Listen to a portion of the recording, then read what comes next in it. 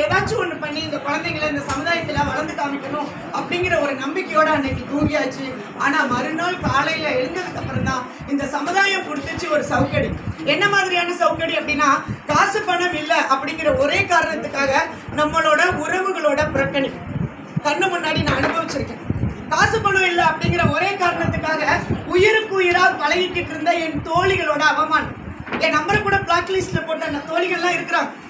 அதையும் தாண்டி காசு பணம் இல்லைன்னு ஒரே காரணத்துக்காக அக்கம் பக்கத்தில் இருக்கிற நெய்பர்ஸோட ஏளனமான பார்வை, இந்த எல்லா சவுக்கடியும் மனசுல வச்சு தாங்கிக்கிட்டு அதுக்கப்புறம் ஒரு முட்டாள்தனமான முடிவு எடுத்தேன். நிறைய மேடைகள்லாம் அந்த உண்மையை சொல்றது. ஏன்னா என்ன மாதிரி நிலைமையில இருக்கிற யாரும் அந்த மாதிரி முட்டாள்தனமான முடிவு எடுக்கக்கூடாது அப்படிங்கிறதுக்காக சூசைட் அட்டன் பண்ணியிருக்கேன். இந்த சமுதாயத்துல இனிமேல் நம்ம வாழவே முடியாது. இத்தனை உறவுகளை காசு பணத்தை இழந்தப்ப கூட சாகணும்னு நினைக்கலங்க. ஆனா உறவுகள் எல்லாம் பணத்துக்காகவும் காசுக்காகவும் தான் என்கிட்ட பழகிருக்காங்கன்னு நினைக்கிறப்பதான் மனசு வலிச்சிச்சு. ஒரு நாள் பூஸ்ட்ல எலி மருந்து கலந்து என் குழந்தைங்களுக்கு கொடுத்துட்டேன். நான் குடிச்சிட்டேன். என் 2 குழந்தைங்களுக்கு கொடுக்குறேன். பெரிய பையன் வாங்கல, சின்ன பையன் வாங்கிட்டாரு. அப்ப பெரிய பையன் சொல்றாரு, அம்மா பல்லு விளக்காம பச்சை தண்ணி கூட கொடுக்க மாட்டாங்க, ஆனா இன்னைக்கு காஃபி குடிக்க சொல்லி டார்ச்சர் பண்றாங்க, நீ குடிக்காதடா தம்பின்னு சொல்றாரு. என் சின்ன பையன் 4th தான் படிக்கிறாரு. அது தனுஷ் சொன்ன ஒரு வார்த்தை, அம்மா கையால பாய்சன் கொடுத்தாலும் நான் குடிக்கிறேன்னு சொன்னான். அந்த ஒரு வார்த்தை தான் இந்த உலகத்துல வாழ்ந்து காமிக்கிறது.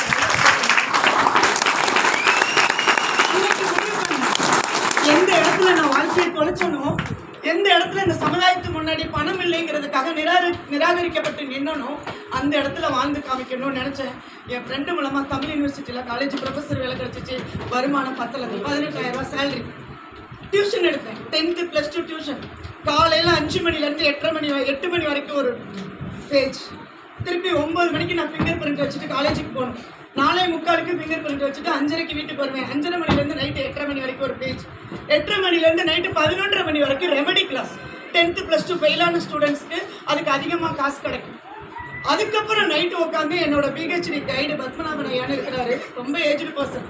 அவரோட எம்ஃபில் ஸ்டூடெண்ட்ஸ்க்கு ஒரு 20-25 பேப்பர் எழுதி கொடுத்தேன்னா ஒரு நாளைக்கு 200 ரூபா பணம் கொடுத்தாரு. அந்த 200 ரூபா தான் எனக்கு என் குழந்தைங்களுக்கும் மறுநாள் சாப்பாடு. ஒரே நாள்ல என்னோட வாழ்க்கை தலைகீழ மாறி போயிடுச்சு. அப்படி பரபரப்பா போயிட்டு இருக்கிறப்பதான் எனக்கு ஹார்ட் பிரச்சனை வந்துச்சு.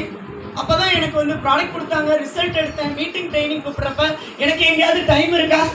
காலையில் 5 மணிலேருந்து என்னோட ஷெடியூல் ஒரு நாளைக்கு 19லேருந்து 20 மணி நேரம் நான் ஒர்க் பண்ணேன்னா என்னோட மாத வருமானம் ஒரு 30-34,000. காலேஜ்ல இருந்து வர்றது, டியூஷன் ஃபீஸ் எல்லாம் சேர்த்து. 2 குழந்தைங்களும் இன்டர்நேஷனல் ஸ்கூல்ல படிச்சுட்டு இருக்காங்க. அந்த வாழ்க்கையை என்னால் ரன் பண்ண முடியல. என்ன பண்ணலாம் போயிட்டு அந்த நேரத்தில் தான் இந்த ஆப்பர்ச்சுனிட்டி கிடச்சிச்சு. கையில் எடுத்தேன்.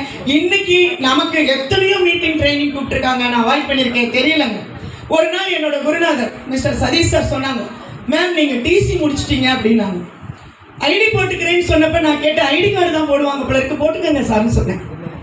நிறைய பேஷண்ட் நான் அறிமுகப்படுத்திட்டு இருக்கேன். எனக்கு தெரிஞ்சவங்க எல்லாருக்கும் ஐடி போட்டுக்கிறேன், நாங்கள் எல்லாருக்கும் போடுங்க, ஐடினா ஐடி கார்டு, அப்படிதான் நான் நினச்சேன். எனக்கு தெரியல. ஒரு நாள் அவர்கிட்ட இருந்து ஃபோன் வந்து, மேம் நீங்கள் டிசி முடிச்சிட்டீங்க.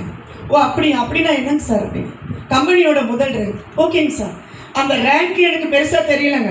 அந்த ரேங்கோட வேல்யூ என்னன்னு எனக்கு தெரியல. ஆனால் அந்த வாரம் என் அக்கௌண்ட்டில் 32,000 ரூபாய் இன்கம் வந்துச்சு. நான் எதுவும் பண்ணுங்க, நான் பயன்படுத்தின பொருள் நல்லா இருக்குன்னு ரெக்கமெண்டேஷன் பண்ணுறதுக்காக ஒரு 32,000 ரூபாய் இன்கம் பார்த்துருக்கேன்.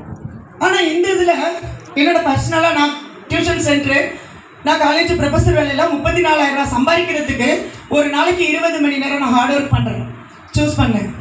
இனிமேல் யாரும் சொன்னாலும் கேட்கக்கூடாது. இந்த பிஸ்னஸ் நம்ம கையில் எடுத்து கண்டிப்பாக நம்ம கனவுகள், லட்சியம் எல்லாத்தையும் நிறைவேற்றணும்னு சொல்லிட்டு ஒரு 4 வரி கவிதையோட இந்த லைஃப்பை ஸ்டார்ட் பண்ணேன். என் பேரே கவிஞர் ரத்னான்னு சொல்லுவாங்க. நிறைய கவிதைகள் எழுதுவேன். எனக்காக நான் எழுதின கவிதை. நான் நல்லா இருக்கிறப்ப யாரெல்லாம் என்னை தூக்கி கொண்டாடினாங்களோ அவங்கெல்லாம் நிராகரிச்சப்போ அந்த கவிதை எழுதினேன்.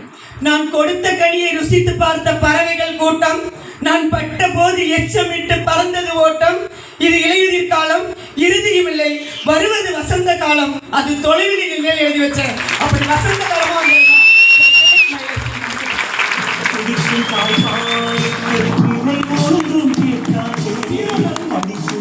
ஜீரோல இருந்து லைஃப் ஸ்டார்ட் பண்ணியிருக்கேன்.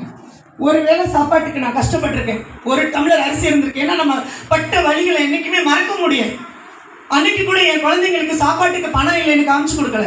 அம்மாவுக்கு உடம்பு சரியில்லை, இன்னைக்கு ஒரு நாள் மட்டும் கஞ்சி சோறு சாப்பிட்டுக்கலான்னு சாப்பிட்ருக்கோம். ஆனால் இன்னைக்கு அதே குழந்தைங்களுக்கு கடந்த 4 வருஷமா வீட்டில் சமையலுக்குலேருந்து சர்வெண்ட் வச்சு என்ன மெனு கேட்குறாங்களோ அதை சமைச்சு கொடுக்குற அளவுக்கு இன்னைக்கு சர்வெண்ட் வச்சு இன்னைக்கு பார்த்துட்டு இருக்கேன்.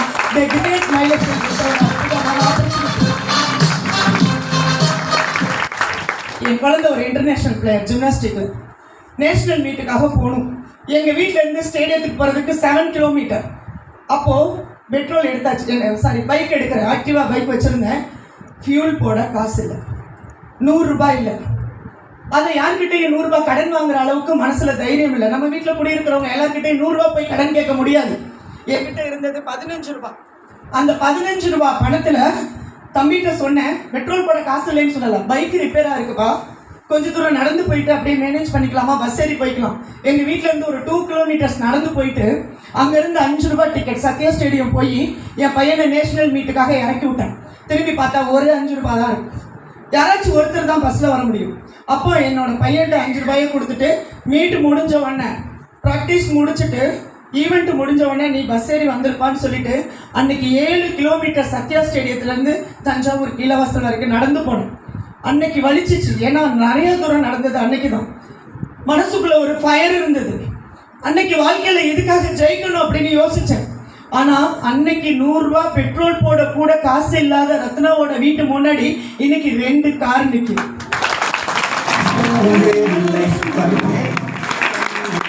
Tata Tiago car.